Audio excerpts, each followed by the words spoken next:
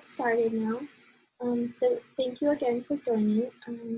Like you can see on the screen, this is session we're going to be talking about officer transitions for your student organization.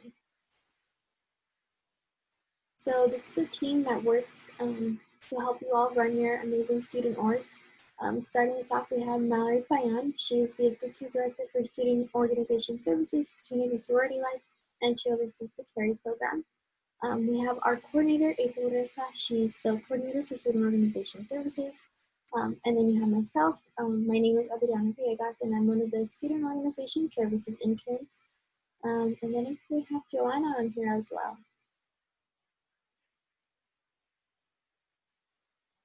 So, hello everyone.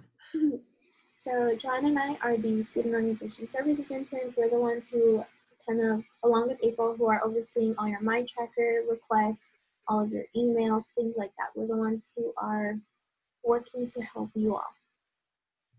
One of those things that we do together is offering office hours. So these are things we're doing virtually through Zoom. You can see there that we have office hours Monday, Wednesday, Friday, different times depending on the day. At any point you can join on. One of the three of us will be on the call and you can ask your questions. If any of those times don't work for you though, you can always email us and set up an appointment if needed. We'd be more than happy to do that for you all. So you can find the links on our website under SLS resources to join us. So just to kind of open this up, kind of gauge where everybody's at in terms of officer transitions, we're going to go ahead and play two truths and a lie. Excuse me. So if you can see there, we have three statements. Two are truths and one is a lie. Does anybody want to try to guess what the truths are, what the lie is? You can either unmute yourselves or you can leave it in the chat.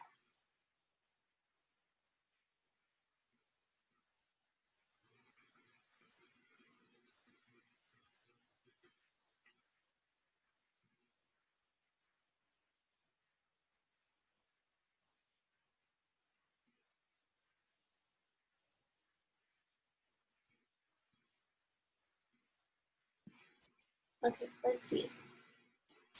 The middle one is the lie. Yes. So we have the lie. We'll go ahead and lay it out. So yes, the lie is once I leave office, I'm no longer responsible for RSO tasks. I included that, maybe the wording's a little weird, just meaning that even though you might leave your officer position, I would hope that you feel some kind of sense of responsibility to help the officer who's taking over your position, just kind of breaking down what it is your position does, and just how the organization works. So just kind of break down the truths. Officer transitions are important, obviously, or else we wouldn't have a session on it. Officer transitions are extremely helpful to ensure that the leadership from the old board to the new board is smooth and the organization stays running well. It also increases the knowledge and confidence of the new leadership team because they'll have everything they need to know. They won't doubt themselves or worry about what it is they need to do in order to be successful. So good job to those of you who got it right. I think we have one more round. So again, two truths and a lie.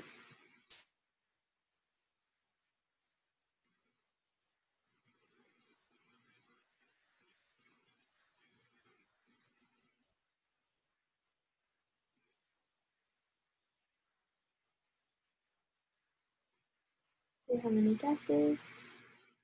I feel like I need this one. Yes, wow, Rodrigo, you are good at this. So yes, I'll go ahead and break this down. So the lie obviously is that the SOS team won't be of any help for transitions. Other than providing a session like this to kind of provide you some best practices and tips. If at any point you need some kind of guidance on where to go, how to start, we're here for you. That's some of the things that our office hours are here for.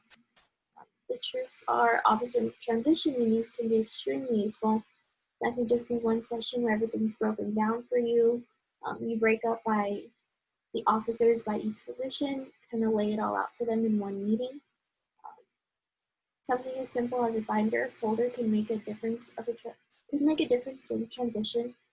So whether that's like a full breakdown of your position, you store all the tasks you've done, all the projects you worked on, and then during the time where you switch leadership, you just kind of hand off the baton in the form of a binder. So thank you all for participating. We'll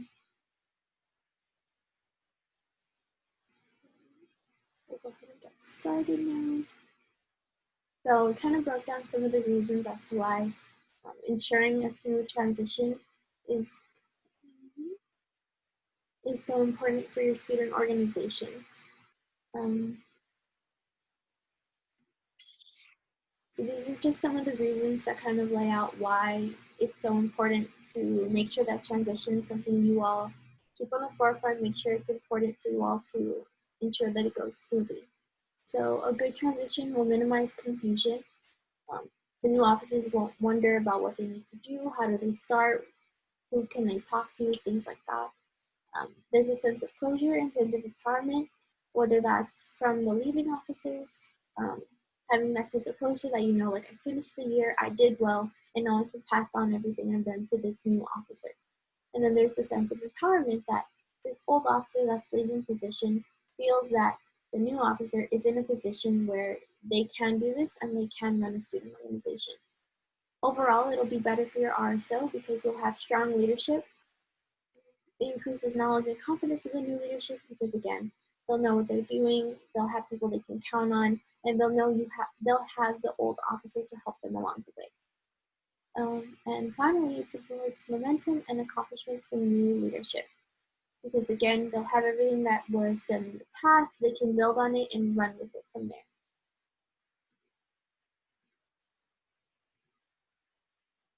So just trying to gauge where everybody is at. How important are officer transitions to RSOs? Have they been something you've held of importance? Are you just looking to make sure that there's any process to start it? Just kind of talk to me about where everybody's at in terms of officer transitions for their student orgs.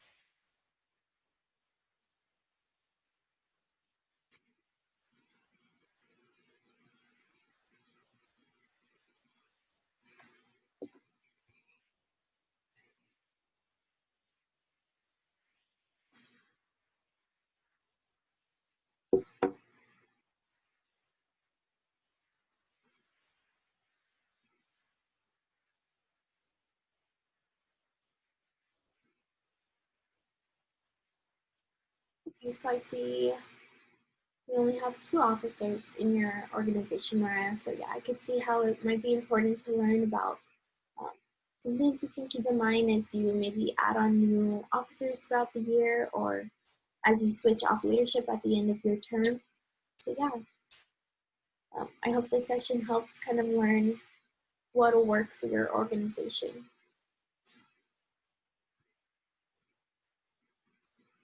I don't know if anybody wants to unmute themselves, just kind of share where they're at in terms of transitions.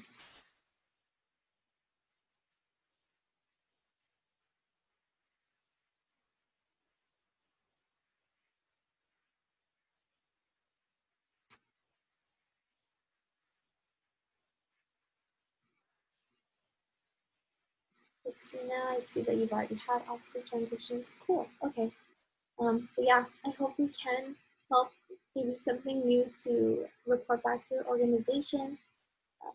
So yeah, throughout, again, if you have any questions, if you need me to slow down, if you want me to elaborate on anything, just go ahead and either unmute yourselves or leave it in the chat. So thank you for that. So here's some things you can keep in mind to ensure a smooth transition. Like I mentioned earlier, you can keep a binder or folder for every single officer. That could be something that they're tasked with, a responsibility that throughout the year they do projects. They just keep it in the folder. If they have any contacts, they will also keep those in there. Essentially, anything that could be useful that they found worked for them could be stored in that binder folder. Having a transition meeting, again, that could be one big session between all the officers, old and new, where they all just talk about what the goals were, what happened, what went wrong, what was good, things like that. You could also do individual ones by officers. Also, a big thing would be keeping your advisor updated. Having somebody that will be staying with the organization will be a great help with the new leadership. And then also holding like a retreat just to ensure that sense of like leadership, teamwork. And I'll go ahead and elaborate on these in the coming slides. So again, on the binder folder, just event plans, important contacts, list of responsibilities, and just essentially just keeping a nice log of everything that you did throughout the year to help the officers get an idea of what the minimum they need to be doing and also where things could be going better, where there's room for improvement for them.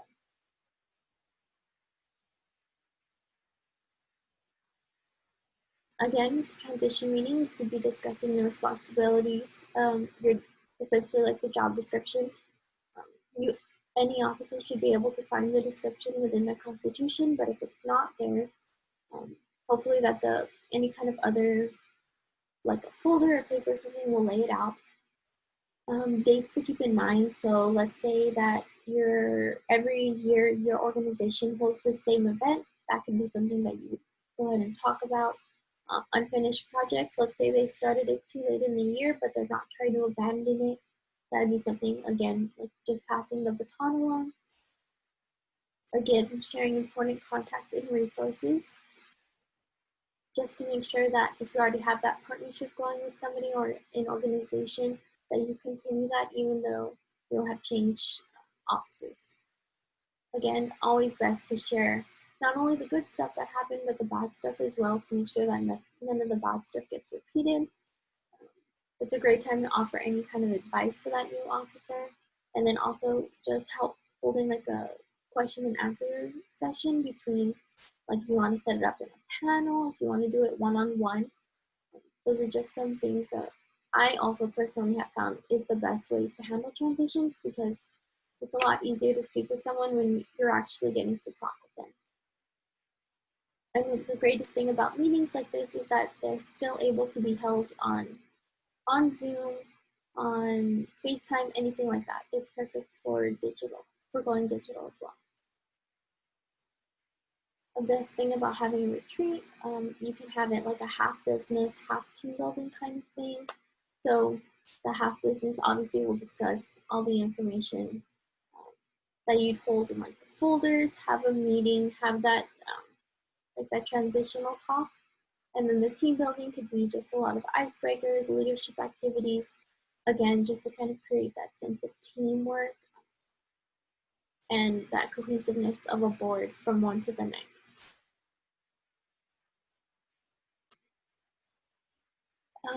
Again, hoping that you all can find something useful from the methods shared.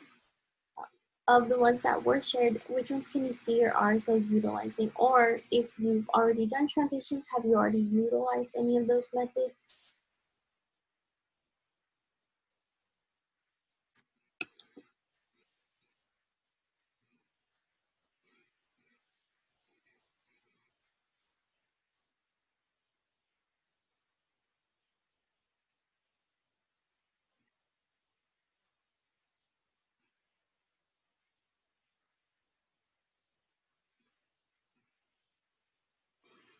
I see that one organization has binders that the old officers will hand down to the new ones.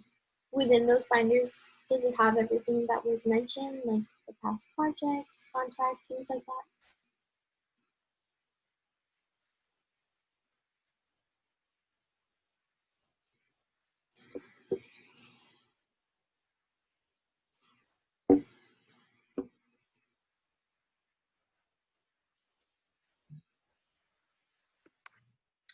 I'll say a little something. Our officer transitions are in December of each year. So my organization has done it previously, and we're starting like the officer transitions so far now. But just like Christina said, that we have old binders that the previous officers passed down, as well as we have a retreat every year. And we were lucky enough that our transition was early enough so we could go do our officer retreat before the whole coronavirus thing came in. But who knows if this is going to continue. So we're going to have to probably do an online retreat if we don't have school. But yeah, like we have binders and we are kind of trained by the old officers before they graduate or leave. So we're transitioned very smoothly and well and really know what our positions entail when we go into it. That's great. Thank you for sharing, Joanna.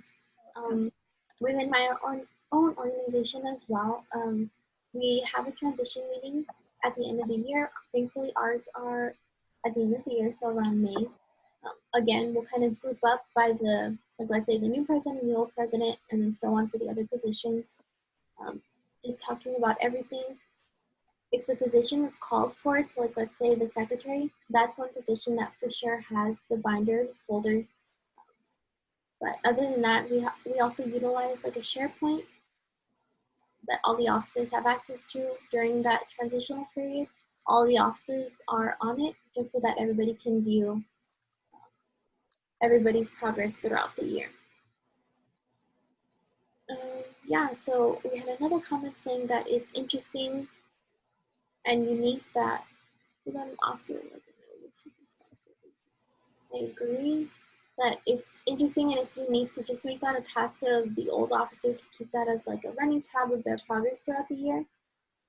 I also see that one organization had enough officers returning that they didn't necessarily need to have a transition meeting. So it's all situational, you know. Whatever works for your organization will work if you deem any of the methods necessary.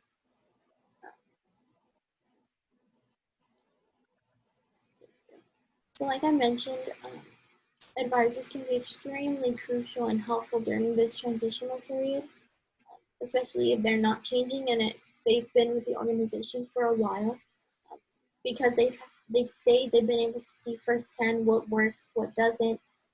They can act as a guide for the new leaders just to make sure that, again, that knowledge is passed down, that there's that cohesiveness of information, everything's passed down and nobody's left wondering what to do. So yeah, try to use your advisors if they're there, if they're helpful, make sure that they're helping your new officers during that time of transition. And then just some dates or tasks to keep in mind for all organizations, that the knowledge that should be passed down from the old to the new officers is keeping in mind that you will need to re-register, or if you're a new organization, registration, updating the MindTracker roster as soon as new officers come into the board, trying to make sure that they have the right access to MindTracker, or if they're leaving that they don't have access to MindTracker, because the access on MindTracker gives the officers the ability to send in events, leave comments, and things like that. So you can always update their positions, and then within the position, managing the access that they have on MindTracker. At the end of the year, everybody needs to submit the SOAR report, and then just keeping in mind ARSA orientation that we have before the fall and spring semester.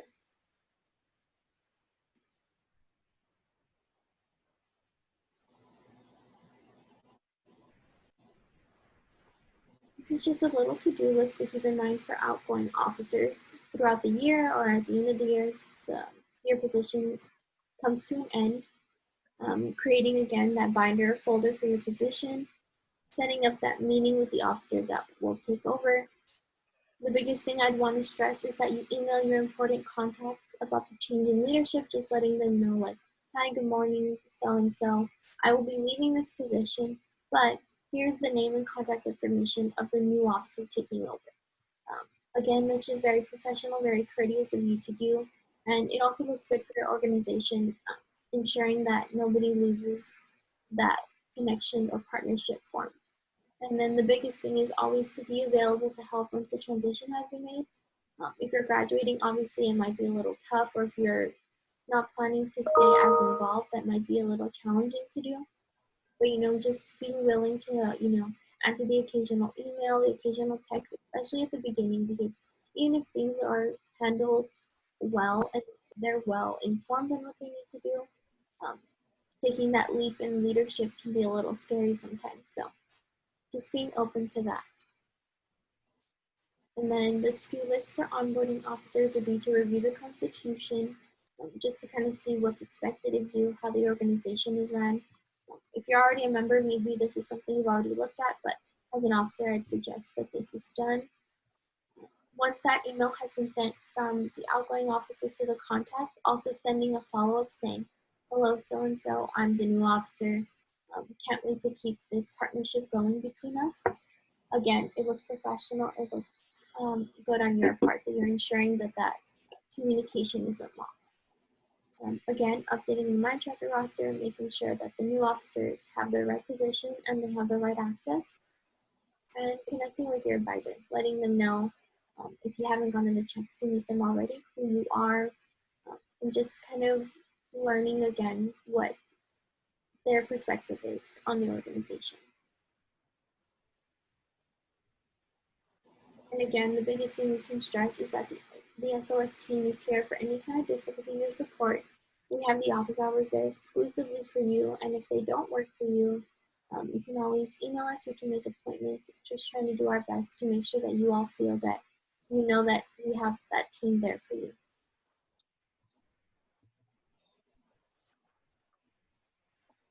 So just kind of give some more information on remaining SOAP sessions. We have 2 more left after this one.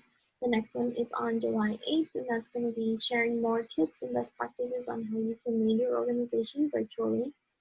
And then also the next or the last one will be preparing for fall 2020 registration. Again, with these, you can RSVP through MindTracker, and we'll be sharing the Zoom meeting information soon as well. And then we have Joanna's program called MindTracker 101. She wants to go ahead and share a little bit about that. Hello again. So yes, I'm in charge of MindTracker 101s. They're going to be every other Thursday, and they're just going to talk a little bit about what MindTracker, like tools MindTracker offers. So the next one I'll be doing is virtual events. I'm just talking a little bit about how to create them, what virtual events are useful during this time, just that type of good stuff. So I would really love if you all would join and just learn a little bit about what MindTracker is. Thank you, Joanna. So we have both programs on alternating weeks, so we hope that you all will join us for both of our programs. And again, both can be RSVP'd through MindTracker.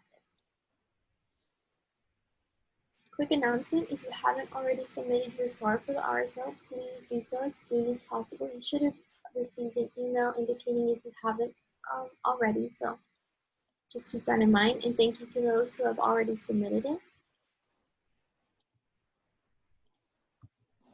The biggest thing is following this session at 12 o'clock, we have an Orange Exchange Speaker Series program going on. It's remote ground. So I hope you all will join. You can get access to the event through the Miners on Monitors website, and there's the link on the poster there as well. You can also visit our social media to learn more about it. There's some more upcoming events. We have the Mineral Mixer on the 25th and Mindful Mondays on the 29th. These are just a few of the programs coming up, but every week we have a new list of programs that come out. And I think on our website, you can see up to 2 weeks, or at least a week in advance of upcoming programs that you all can attend virtually. There's the website again, but it is our Miners on Monitors website. And again, just with anything, aside from the session, if you have any questions at any time, you can always email our team at sos@utep.edu. It has April, Joanna, and I on there, and we're always checking it, so we'll always get back to you reasonably quick. But does anybody have any questions right now?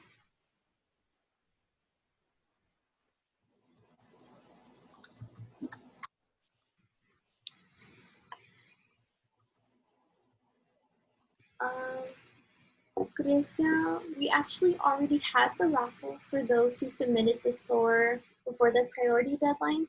We did post the winner on our social media.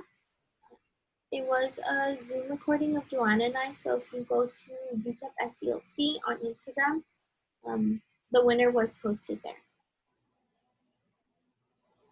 Does anybody else have any questions?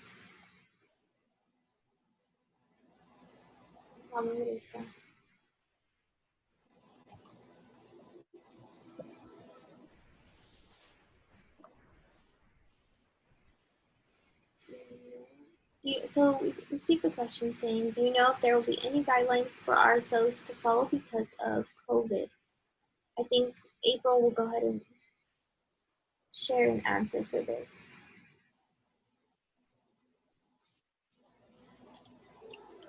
Hi, everyone. So as of right now, we don't have the complete guidelines on what's going to happen for the fall semester in regards to COVID also. Once we do have something that's finalized, we'll go ahead and share that with you all as soon as possible. But it's just, you know, things are just happening day by day. So that's currently what we're working on, seeing how things will be by the time the fall semester starts. So we'll be able to give you guys more updates as soon as we receive them from the university. Just want to make note that pre-registration does open up on July 15th for you all. So if your organization is already registered and you need to go ahead and do that, July 15th is the date to keep in mind.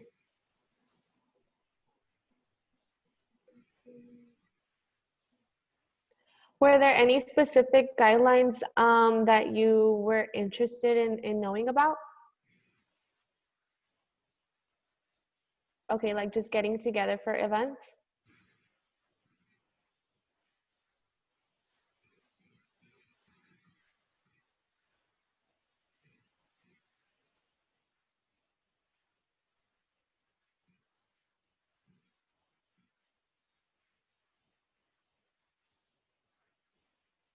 You have to do a mandatory social on campus or off campus?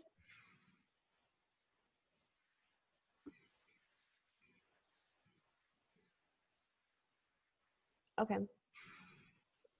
This just helps just to make sure we also streamline this question to others within the university on what, you know, would happen with this case, since you're sharing it's a mandatory event.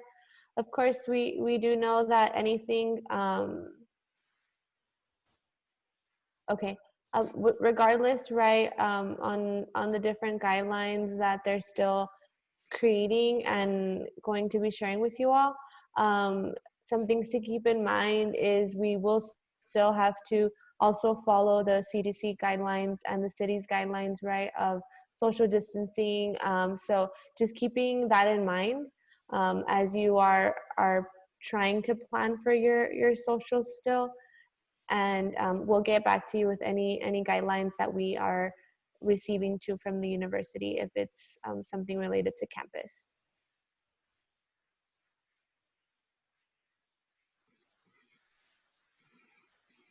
Well, again, if you can't think of any questions right now, you can always email our team and we'll make sure to get back to you. Again, you can also stay up to date on campus announcements using your email and just the university's website, which is there for you. They update it with all their COVID-19 updates, so that's also a great resource to keep in mind. Again, we also post a lot of announcements, upcoming programs, things like that on our social media. We are at UTEP SELC on Facebook, Instagram, and Twitter. Yeah, I want to say a big thank you to everybody for joining us. I hope you all can take away something from this session and utilize it during future off-year transitions and things just to keep in mind to help run your organizations. So we'll stay on for a little bit if anybody has questions. But yeah, thank you so much for joining us. Hope you all are staying well and staying safe. Yeah, thank you.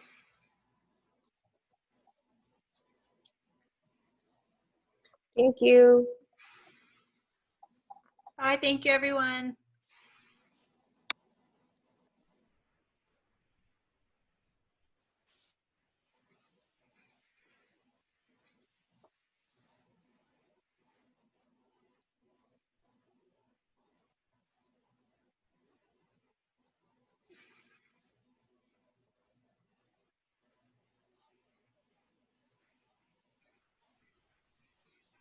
It's just us.